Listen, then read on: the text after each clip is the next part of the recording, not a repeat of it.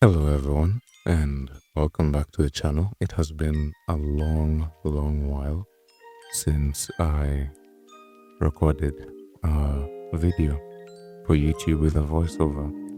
And in today's video, I'm going to go through 5 tips that I've learned in my first 2 months, or in the past 2 months, I have been exploring digital art. Now, these tips are just my opinion because I'm still a beginner, not only in digital art, but in art in general. But I believe that, you can get something out of it. So let's begin. Tip number 1 is tools sort of matter. Let's get this out of the way. Your tools can make a difference, even though it is a slight difference. The tool that I have been using to do digital art with is a gift Wacom Intuos Touch 5 Medium, a graphics tablet. And whether you like it or not, if you have a tablet with a screen, say a display tablet or an iPad or a Samsung tablet, etc., the experience will be easier, especially if you're coming from traditional art.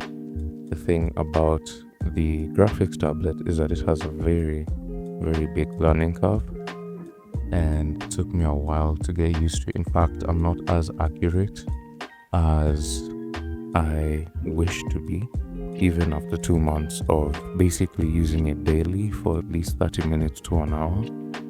But I believe that you can get the hang of it with time. Remember, the fanciest tablets won't magically make your art better, but it will still make it slightly easier to make your art better.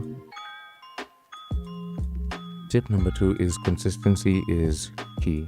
Digital art is a skill, and like any skill, consistency is key. I've learned not to give up even when things don't turn out the way I want. As you can see now, every line, every sketch, every attempt adds up over time.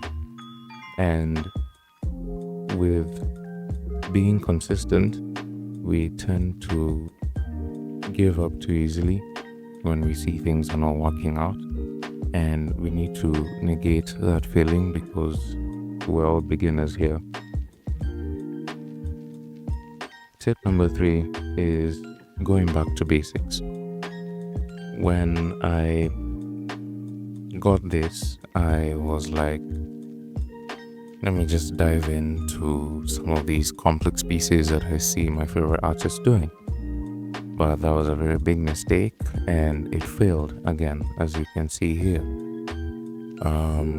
So I decided to go back to basics to study values and anatomy and form, gesture, etc. Things that I had been avoiding even in my traditional art journey, which is very fresh. It's barely 2 years old. So learning is relearning, and one thing that we hear a lot as beginner artists is don't skip the basics. Some of us do and suffer the consequences later, like me. But personally, I feel like even amongst pieces that I'm proud of, I still feel good looking at my extremely horrible gesture drawings and form studies, etc. I still feel good looking at them because it's something that I avoided and now I can do to some extent. Tip number 4 is don't rush. This one is tough but important. Everyone is on their own journey, so don't rush to be the best. I've learned to think of myself as a forever learner. It takes the pressure off and keeps me, geared up and ready to go every single day. Because every time you make a mistake, it's just a learning experience, not necessarily a mistake. And social media is a place where artists are, and you'll see fantastic pieces even made with the same device you have, and you're like, but I can't do that. An example of this is I'm doing animation as well, which I'll show at the end I'll show a series of animations I've done at the end of the video. But I was doing animation and I was like, well, this graphics tablet really isn't working too well for me. And then I saw a video of one of my favorite animators, Aaron Blaze, using the exact same tablet a few years ago to make an animation. So which brings it to the first point. Tools don't really matter, but also your artistic skill should match, or you should aim to make your artistic skill match with the tool you have, which is growth. So don't rush. Tip number 5 is have fun. Be experimental. Don't always stick to the rules. Do everything that you said you'd do when you wanted to start digital art, whether that's experimenting with colors, texture, even just using random tools like selection tools, and whether it's experimenting with different applications. Basically anything that you couldn't do traditionally, you can try digitally. Experiment, have fun, do